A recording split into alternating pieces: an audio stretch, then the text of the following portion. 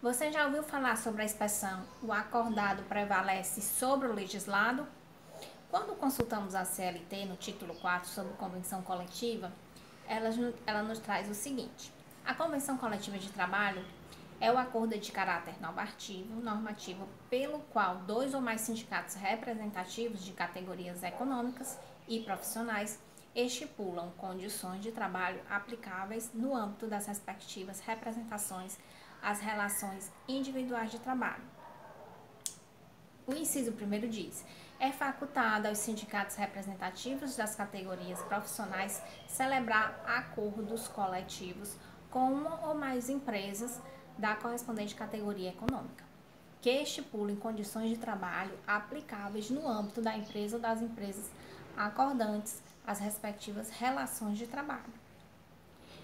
No inciso 2º diz: as federações, na falta destas, as confederações representativas de categorias econômicas ou profissionais poderão celebrar convenções coletivas de trabalho para reger as relações de categorias a elas vinculadas, inorganizações e sindicatos no âmbito de suas representações. Quando a gente vai para o 611b, ele vai dizer o que é que jamais a gente pode suprimir nas convenções. Que é o caso, constitui objeto de ilícito, que é o artigo 611b. Diz o seguinte: constitui objeto ilícito de convenção coletiva ou de acordo coletivo de trabalho exclusivamente a supressão ou a redução dos seguintes direitos. Constitui objeto de ilícito de convenção coletiva ou de acordo coletivo de trabalho exclusivamente a supressão ou a redução dos seguintes direitos: normas de identificação profissional, inclusive as anotações de carteira de trabalho e previdência. Então, aquilo que está designado para a identificação profissional, as anotações na carteira, essas não podem ser violadas, tá? Seguro-desemprego, em caso de desemprego involuntário, jamais podem ser mexidos, jamais podem ser alterados.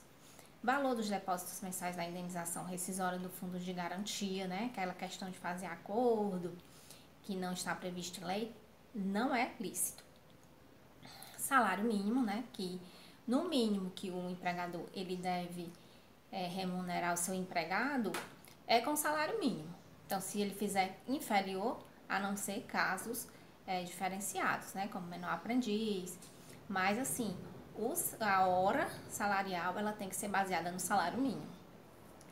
Questão de valor nominal do 13º salário, remuneração do trabalhador noturno, que deve sempre ser superior ao diurno, né? Então, aquele valor pago ao trabalhador noturno deve ser superior ao diurno, certo? Por ele estar trabalhando à noite. Proteção do salário na forma da lei, constituindo crime sua retenção dolosa. Também salário família, né, que ele é dado ao trabalhador que tem filhos até 14 anos, né? Também repouso semanal remunerado, que não deve ser alterado. Remuneração do serviço extraordinário, que no mínimo deve ser 50% o acréscimo. Claro que se a convenção disser que pague mais, pague 60, 70, você vai seguir a convenção, se for mais benéfica, né, para o empregado. Mas, assim, o mínimo é o acréscimo de 50%. Número de dia de férias devido ao empregado, né? Também, questão do gozo de férias anuais remuneradas com pelo menos 1/3 a mais do que o salário normal. Licença maternidade mínima de 120 dias. Gente, é 120 dias, não 4 meses. Por quê? 120 dias a gente tem que ver o seguinte, que tem mês que tem 30 dias, mês que tem 31 dias, então deve ser contado à risca 120 dias, ok? Licença paternidade, né, nos termos fixados em lei. Proteção no mercado de trabalho da mulher mediante incentivos específicos nos termos da lei. Aviso prévio proporcional ao tempo de serviço, sendo no mínimo 30 dias nos termos da lei. normas de saúde, higiene e segurança do trabalho previstas em normas regulamentadoras do Ministério do Trabalho, isso aí não deve ser alterado, né?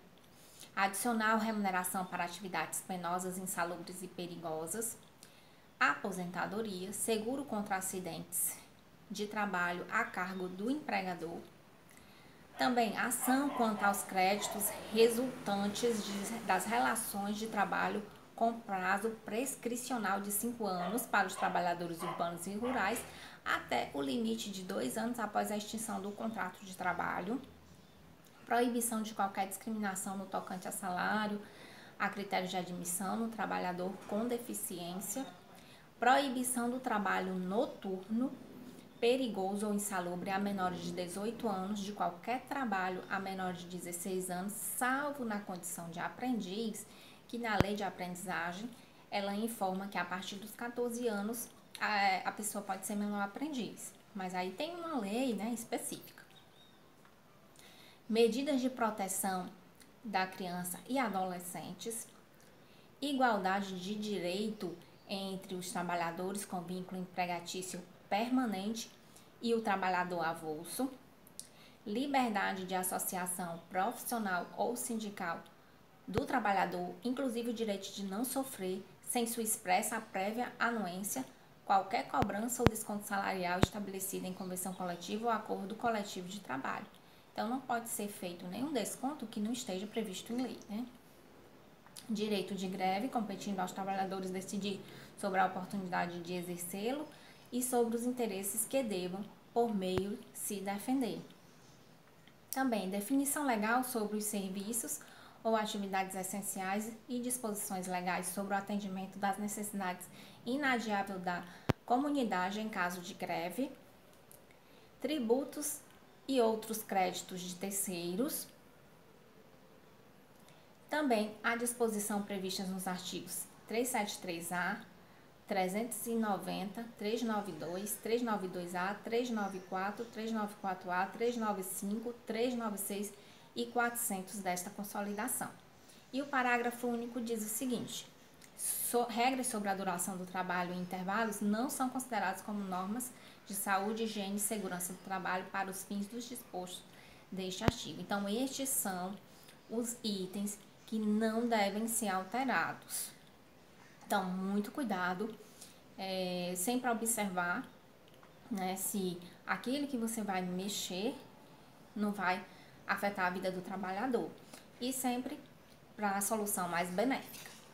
Então, era isso que eu queria apresentar, né, sobre essas disposições. Espero que vocês tenham gostado deste vídeo. Compartilhem, dê o seu like, para que outras pessoas elas possam ter a disponibilidade também de poder assistir esse vídeo, ok? E assim eu encerro. Até o próximo vídeo.